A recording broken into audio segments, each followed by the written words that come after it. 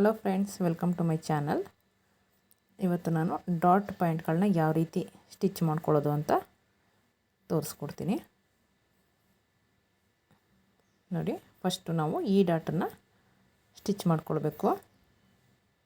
ನಾವೆಲ್ಲಿ ಮಾರ್ಕ್ ಮಾಡ್ಕೊಂಡಿರ್ತೀವಿ ಅದು ಎರಡೂ ಜಾಯಿಂಟ್ ಆಗೋ ರೀತಿ ಇಟ್ಕೊಂಡು ನೀಟಾಗಿ ನೋಡಿ, ಫಸ್ಟು ಇಲ್ಲಿ ಮೇಲ್ಗಡೆ ಇಟ್ಕೊಂಡು ಮತ್ತು ಈ ರೀತಿ ಇಟ್ಬಿಟ್ಟು ಸ್ಟಿಚ್ಚನ್ನು ಮಾಡ್ಕೊಳ್ಬೇಕಾಗತ್ತೆ.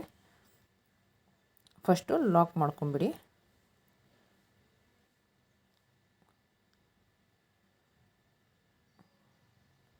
ನೋಡಿ, ನಾವೇನು ಲೈನ್ ಹಾಕ್ಕೊಂಡಿರ್ತೀವಿ ಆ ಲೈನ್ ಮೇಲೆ ಸ್ಟಿಚ್ಚಿಂಗ್ನ ಹಾಕ್ಕೊಂಡು ಬರಬೇಕಾಗುತ್ತೆ. ನೋಡಿ, ಈ ರೀತಿ ನೀಟಾಗಿ ಇಟ್ಕೊಳ್ಬೇಕು. ನಾವೆಲ್ಲಿ ಲೈನನ್ನು ಹಾಕ್ಕೊಂಡಿರ್ತೀವಿ ಅಲ್ಲೇ ನೀಟಾಗಿ ಇಟ್ಕೊಂಡು ಲಾಕ್ ಮಾಡಿಕೊಂಡು ಸ್ಟಿಚ್ಚನ್ನು ಹಾಕ್ಕೊಳ್ತಾ ಬರಬೇಕು. ನೀವು ಲಾಕ್ ಮಾಡ್ಕೊಳ್ಳೇಬೇಕು.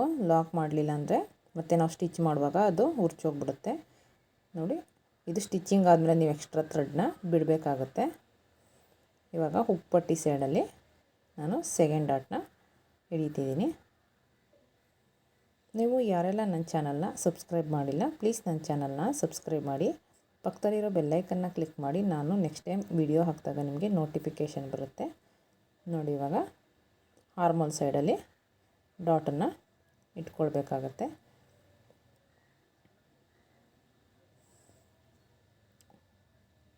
ಬಟ್ಟೆ ತುಂಬ ಸ್ಮೂತ್ ಇದ್ದರೆ ನೀವು ಕರೆಕ್ಟಾಗಿ ಇಟ್ಕೊಂಡು ಸ್ಟಿಚ್ಚಿಂಗ್ನ ಮಾಡ್ಕೊಳ್ಬೇಕು. ಇಲ್ಲಾಂದರೆ ಬರೀ ಲೈನಿಂಗ್ ಬಟ್ಟೆಗೆ ಮಾತ್ರ ಸ್ಟಿಚ್ಚಿಂಗ್ ಬರುತ್ತೆ, ಮೇಯ್ನ್ ಕ್ಲಾತಿಗೆ ಸ್ಟಿಚ್ಚಿಂಗೇ ಬರಲ್ಲ. ನೀಟಾಗಿ ಇಟ್ಕೊಂಡು ನೀವು ಸ್ಟಿಚ್ಚಿಂಗ್ನ ಮಾಡ್ಕೊಳ್ತಾ ಬರಬೇಕು.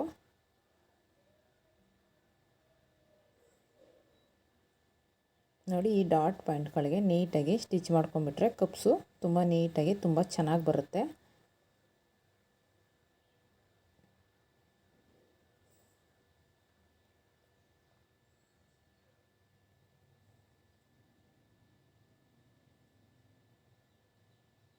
ನೀವು ಸ್ಟಿಚ್ಚಿಂಗ್ ಆದಮೇಲೆ ಎಕ್ಸ್ಟ್ರಾ ಥ್ರೆಡ್ನ ಬಿಟ್ಕೊಳ್ಬೇಕಾಗುತ್ತೆ, ಇಲ್ಲಾಂದರೆ ಉರ್ಚೋಗ್ಬಿಡುತ್ತೆ. ಎಕ್ಸ್ಟ್ರಾ ಥ್ರೆಡ್ಡನ್ನು ಬಿಟ್ಟು ನೀವು ಕಟ್ ಮಾಡ್ಕೊಳ್ಬೇಕು. ನೋಡಿ, ಇವಾಗ ಇದು ರೆಡಿಯಾಗಿದೆ. ನೋಡಿ ಎಷ್ಟು ನೀಟಾಗಿ ಬಂದಿದೆ ಅಂತ. ಈ ರೀತಿ ಬರಬೇಕು. ನೋಡಿ, ಕಪ್ಸು ಈ ರೀತಿ ನೀಟಾಗಿ ಬರಬೇಕು ಸ್ಟಿಚ್ಚಿಂಗ್ ಆದಮೇಲೆ. ಆವಾಗ ಫಿನಿಶಿಂಗು ಚೆನ್ನಾಗಿರುತ್ತೆ.